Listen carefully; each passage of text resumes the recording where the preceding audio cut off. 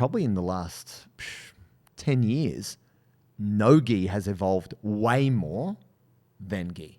Ladies and gentlemen, welcome to the Bulletproof for BJJ podcast. It's your host, Joey, and I have my co-supporter, JT, in his house. How are you, son? I'm good. I'm pumped for this. Let's go. You guys, I don't know if you picked up, but I'm leading the show today. I'm semi-caffeinated. I've got a little bit of food in me. I'm probably not as hyped as JT, but I'm going to do my best. Let's go. Have you come to jiu-jitsu, trained a little bit of no-gi, made the transition across and realized that your no-gi sucks balls? It can happen. It happens, man. You get in there, it's like, hey, we do a little bit of no-gi once every couple of weeks. We take the jacket off. And then you're like, oh, cool. I don't know, maybe you join a different gym and these guys just train no-gi. And you're like, holy shit, my jiu-jitsu is not what I thought it was at all. I am getting fucked up right now. It happens. Man, this came to us from one of our listeners of the show. Sure. Won't share any names, but was like, look, I got some experience in the gi. I'm a purple belt. I'm half decent. Sure. I got a game, and I don't know why. He didn't mention why he'd transitioned across to no-gi as more of a thing, but he's like, I was training no-gi like a couple times a year, and I'm just getting my ass handed to me. Yes, it's a tough thing, ladies and gentlemen, because I believe, and we're going to talk this through, what you learn as beneficial in the gi is going to hurt you in no-gi.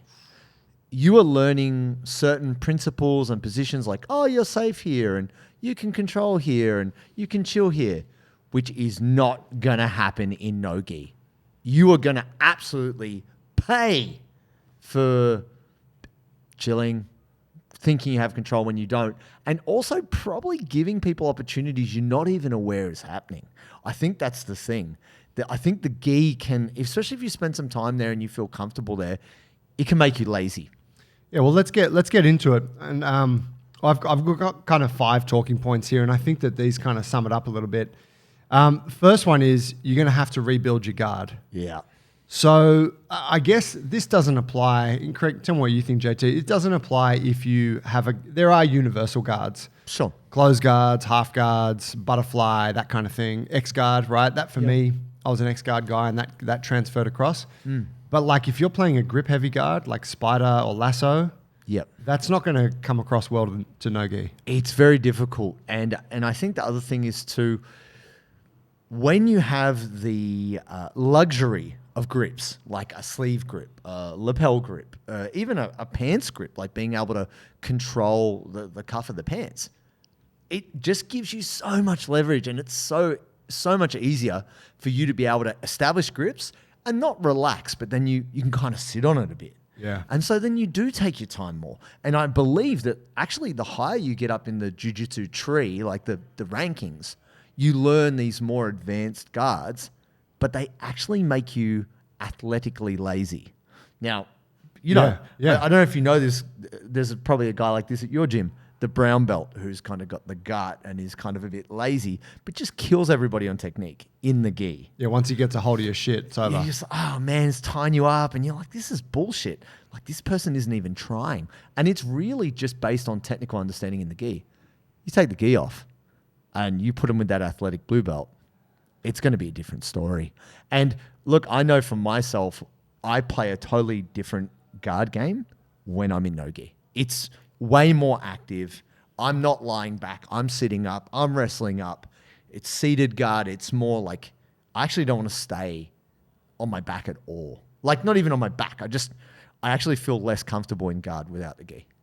It's a bad situation. I mean, how do you feel from there, Joey? Yeah, I mean, I've gotten better at that specific piece, but I used to just be the case that like I would kind of lie on my back, which is a bad habit in the gi, right? Sure. But I would just kind of be like, oh, I'm the guy with more experience here. I'll just lie on my back, and then dude would just go and run around me, and I'd be like, oh.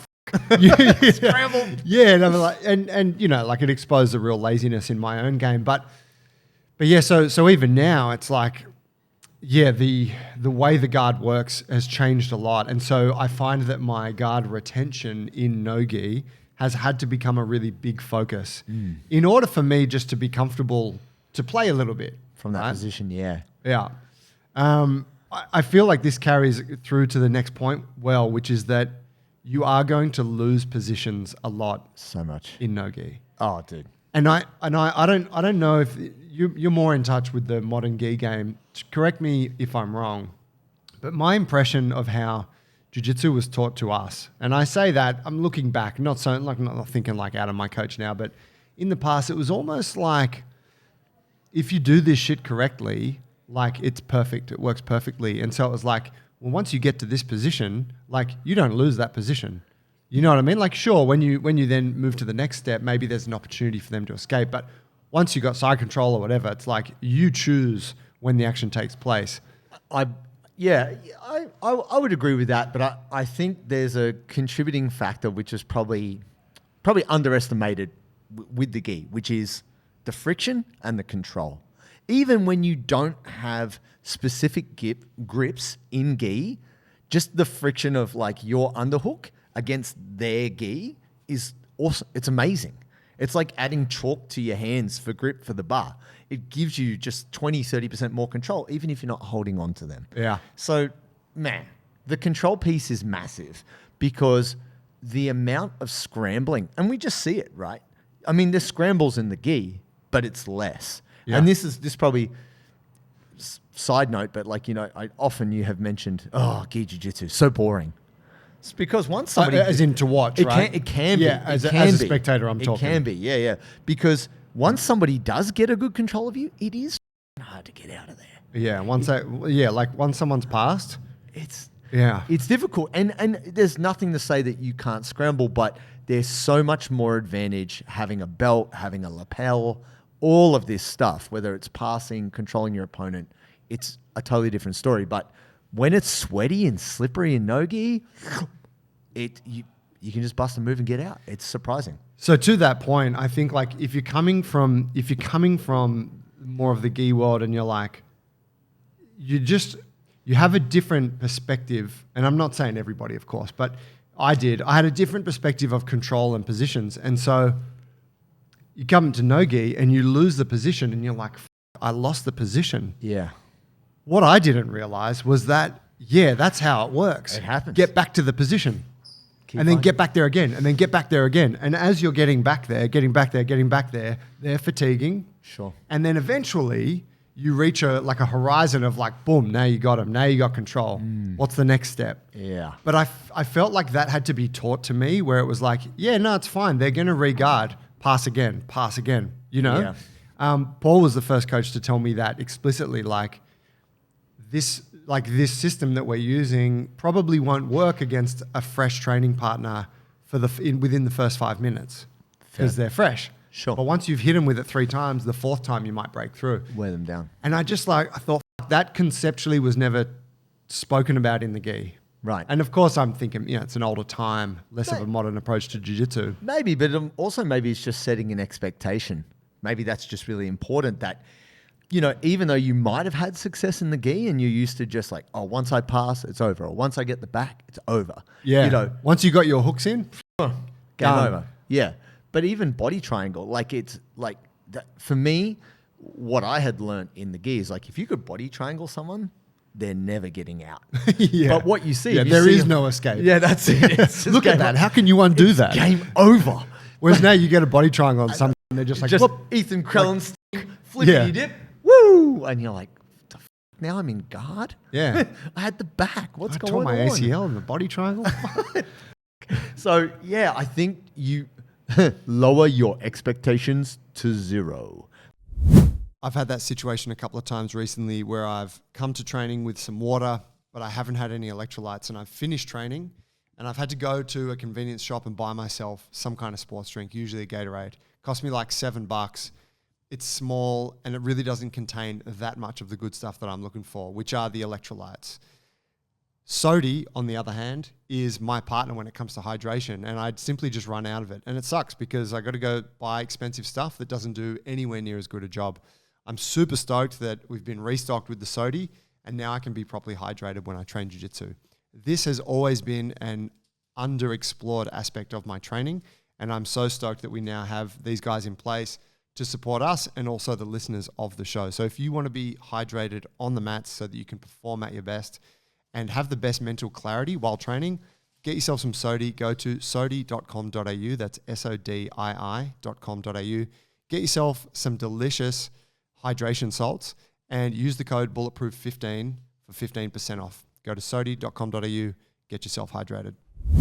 Like it is entirely different. And I think if you're going in there thinking what I did before is going to work, you're wrong. Like I think it's really that simple. It is a totally, in my opinion, the way the no-gi game has evolved, whether it's how it's taught or how it's now executed by modern jiu-jitsu practitioners, you can't bring the same thinking from gi to no-gi. You just can't.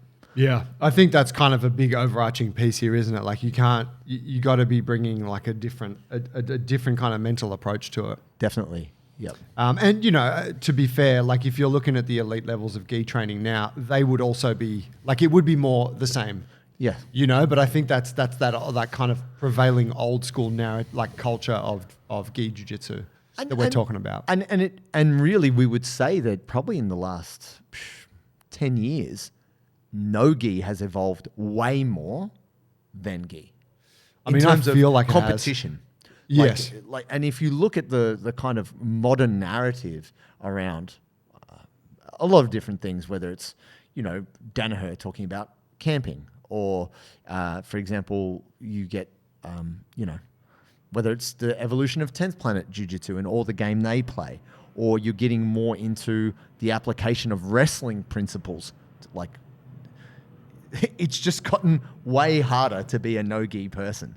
So if you come in with all those inputs, you now become a tougher grappler than the guy who's just, I got my lasso, I'm going to hang out here. Yeah. And be hard to pass. Yeah. Third point here, you will be punished for different things. Oof. You're going to get punished in both, but you'll be punished for different things in no-gi versus the gi. Yeah, I definitely agree with this. Kit Dale actually made a meme many years ago where he was like impersonating a famous coach. He didn't say who it was, but he was like, he kind of sounded a little bit like Brazilian Arnold. He was like, Johnny, put in the De La Riva. Oh no, porra, the leg drag, oh no. It's just him yelling over a barrier. But that's the thing, like when we see improvements in guards, we then see improvements in passing. And even though, don't get me wrong, you can do, like you get a guy like Levi, he does no-gi bolos and talk about outside leg position of De La Riva. That only works for a special individual. Like it's a hard game to play to be on that outside spot. So even though you might have built your, like I was saying about rebuilding your guard, you're probably going to get punished for that. Yeah. And if you put your feet up in the air, someone might just enter a leg entanglement. They might go, passing, I'm just going to leg lock you now. So places where you were safe in the gi, you're getting hammered in no gi because the priorities are different. And I think that's what they don't tell you, Joe. The dirty secret, like I tell you, it's the same. It's just a different outfit, man. Yeah, you'll be cool. That Machado guy, didn't have the fingers, transferred the game, no problem. Full respect, of course, to the Machado. Carlos or Higan? No, I say that because of Carlos or no. You shouldn't hit me with these technical questions. Come on, bro. You know I'm struggling. Know your with lineage. Was it Higan Machado? No, it wasn't. Anyway, we'll come back to this. But no, I'm gonna search it now because it's embarrassing. I haven't had enough caffeine, clearly. But so yeah, like different things you get punished for. Like here's a thing: leg locks, and we're going to talk more about this, as the fifth point. But if you don't have an understanding of the leg locks, situations where you might have been safe in, like, you're in an X guard. Jean-Jacques Machado. Jean-Jacques, sorry, of guys. course. Legend, respect. Know your lineage, JT. Someone's got you in an X guard, they got an overhook. Yeah. And you're like, I'm good, just fight the hooks and get out of here. And then I'm halfway to mount because they got my overhook. Yeah, but you do that shit in no-gi and some just going to straight footlock you or turn it into, like whatever. Like they can go anywhere they want from there. Yeah. You're like, man, you're actually very much under threat in a situation where in the gi, not particularly threatening necessarily. And I think we've seen this a fair bit with and obviously, so a good example was, Lachlan Giles in 2019. Didn't have success in his weight because Lucas Lepre, at that time, considered one of the GOATs, kind of saw Lachlan coming and didn't let him play his leg lock game. But when Lachlan went in the absolute against these big guys, the big guys are like, I'll just pressure forward and smash, right? Yeah. And that's exactly what Lockie wanted. They just walked in and he went, backside 50-50, motherfucker. Boom. K-guard, see you later. But then when we were at the ADCC in 2022, we saw that it didn't quite play as well. No, no one was walking into guards. Leg locks were not being as effective. Yeah. But if we think about someone who maybe you're at a gym and you mainly train in the gi and your coach is like, no, leg locks are dangerous. We don't fuck with that. But then you visit a gym where they do it. You're gonna get so found out because even the slightest bit of exposure of just walking into someone's guard, even if they don't leg lock you, they'll take you back. You're at their mercy and they don't need to have that much more knowledge than you. And that's why I think leg locks are so popular, because if you teach a white belt just leg locks, you don't teach them anything else, they can fuck up the majority of everyone. Yeah. Provided they are... I hate those white belts. Shit. I love watching them. I hate training with them. God damn it. But yeah, I think it has definitely... opened it up, because even if you look at democratized, it has democratized it a little bit there. It's in that way. It's a little bit like the cryptocurrency of jiu-jitsu, JT. And I know that that's a great headline for a future episode. But that this whole cryptocurrency scam, and if you're not familiar with the fact that it is more or less a scam, we can talk about that separate. But the narrative that was attached to crypto was that this will be the biggest redistribution of wealth that we've ever seen, right? This is where the power gets taken from the elites, and the underdog, who's the everyday person, has an opportunity to generate wealth or take that wealth. Yeah. Until it got popular. Well, that's exactly right. And then the banks were like, yo, we should buy crypto. We need to invest in this, right? But that's in a way that was the promise in crypto. However, it delivered in leg locks. It did. Whereby it went, you're a black belt with 15 years experience. I'm a white belt with 6 months experience, but I'm going to tap you out multiple times anyway. Yeah. And it just indicates the holes in the knowledge. Ladies and gentlemen, if you want the best gear for BJJ, you need to go to pyjama.com. These are our guys. They support the show. George, great guy. Great creator, awesome colors, awesome styles, and also the best fit. It feels great.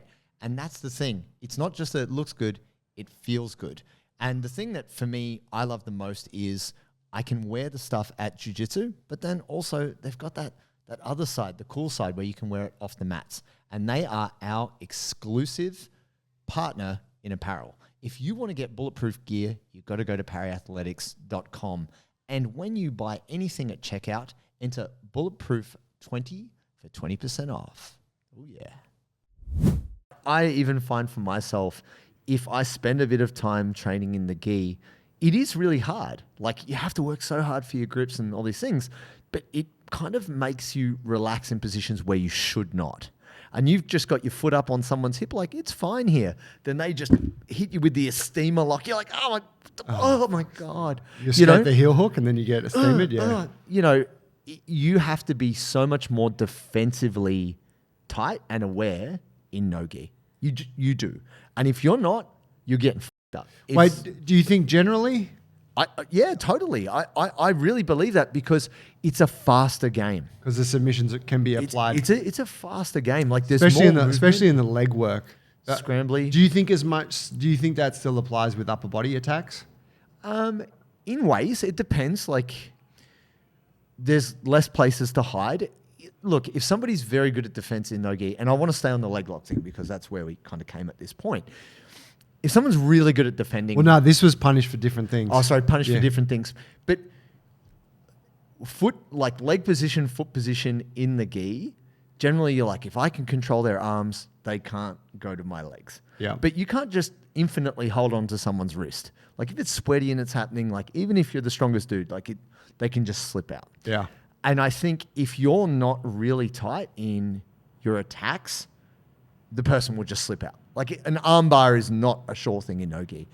And if you're not really tight in your defenses, you can get caught very easily. Yeah. And there's these things that just, which seem like not a problem in the gi, are a fucking bad habit in no-gi. You are going to get someone's going to jump through your guard and far side armbar you. They don't actually need to establish side control. I mean, I think even Craig did a YouTube video that was pretty good. It's true, like the rolling Kimura. Yeah. Yeah. Just leap over the guard, which is like, Great, works really well. modern jiu-jitsu folks don't really use side control. Like side control isn't so much a thing. No, it's more about the back. Yeah, and B Team were the first to say that, right? Where Really? they're like it doesn't exist. They don't use it in that Yeah, it's way. true. Like they don't get submissions from there. No. It's either mount or back. Yeah, or leg locks or whatever it might Yeah. be, So it's just really interesting that it's difficult. It's difficult because you've set some rules in your mind and you're like, right, I'm good here. No, you're not. And if no one has actually said to you, hey, there's a difference, it's a shock. It's cognitive dissonance. You're like, I thought I knew jiu-jitsu. What the fuck is this?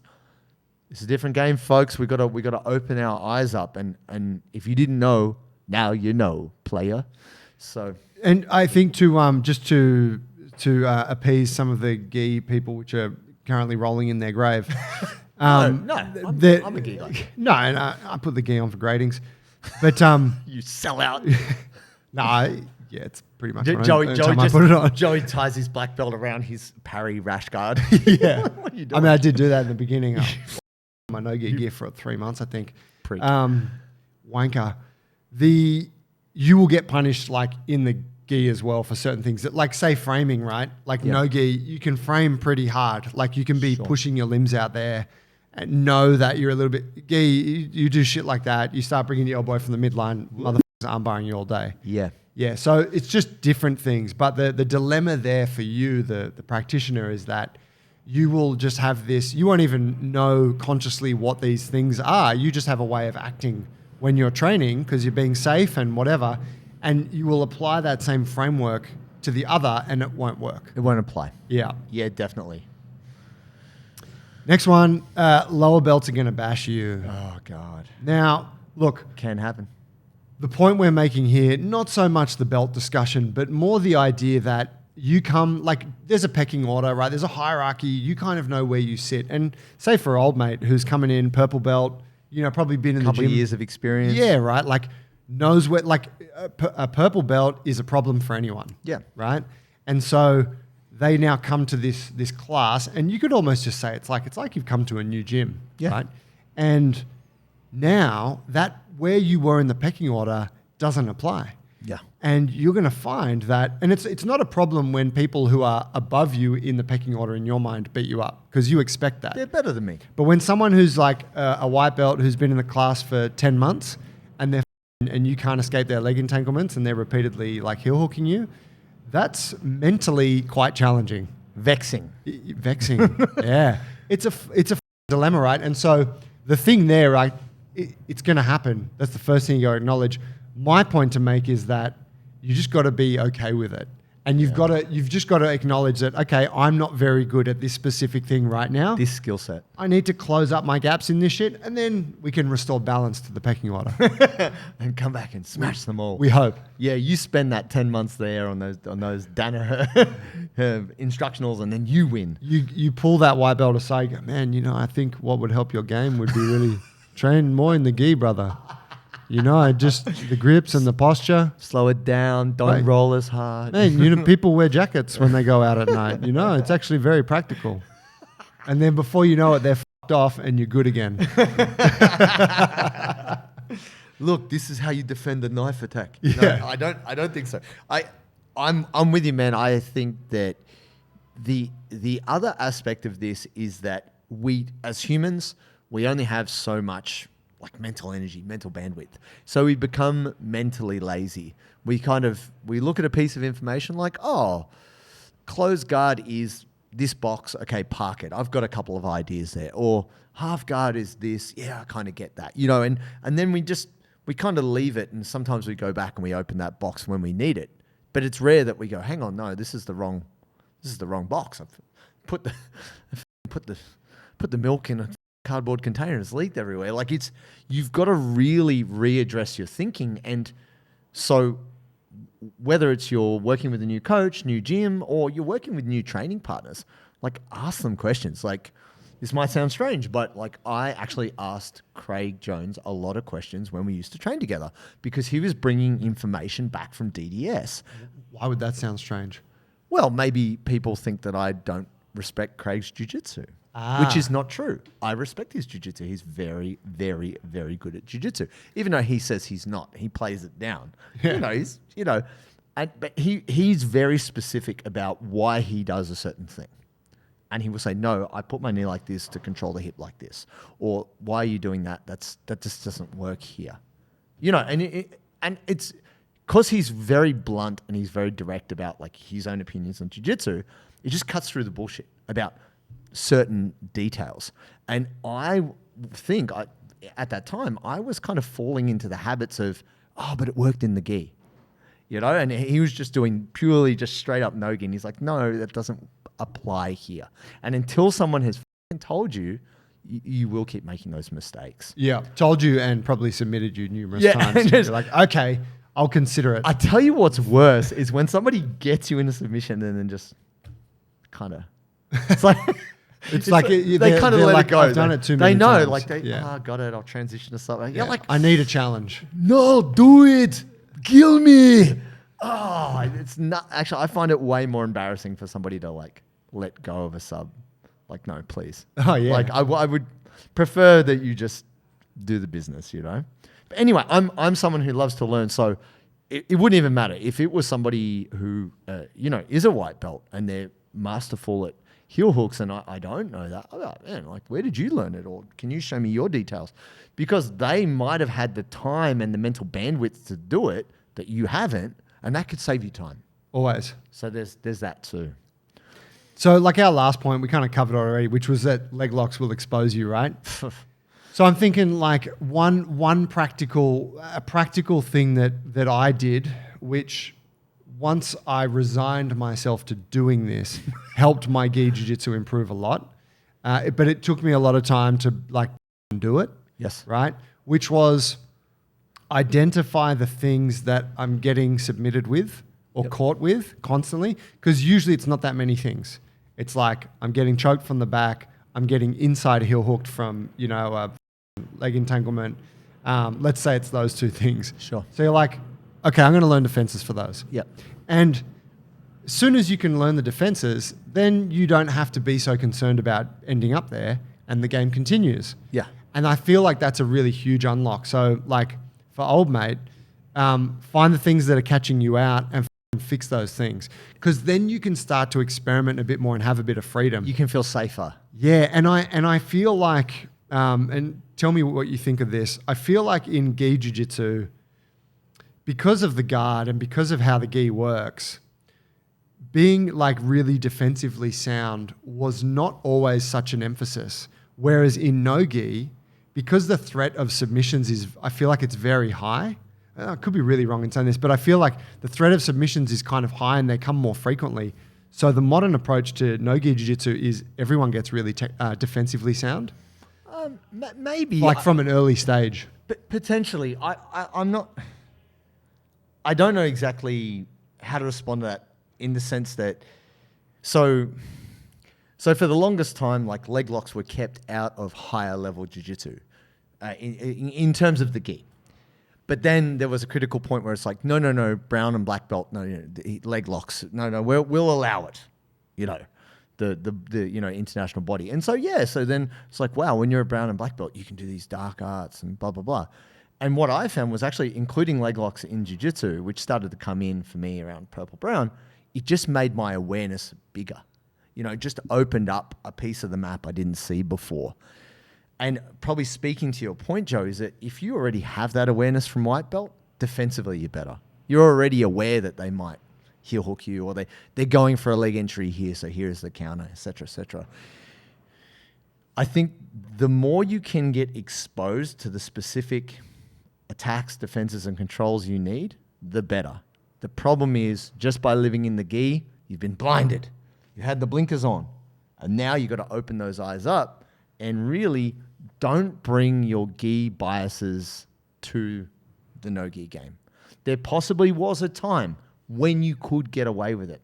That time, I believe, is not now. Long gone. Yeah, so we just got to accept different game. It's cool because it's new knowledge, and just if you're getting taps, you got to just work on that game and fix up.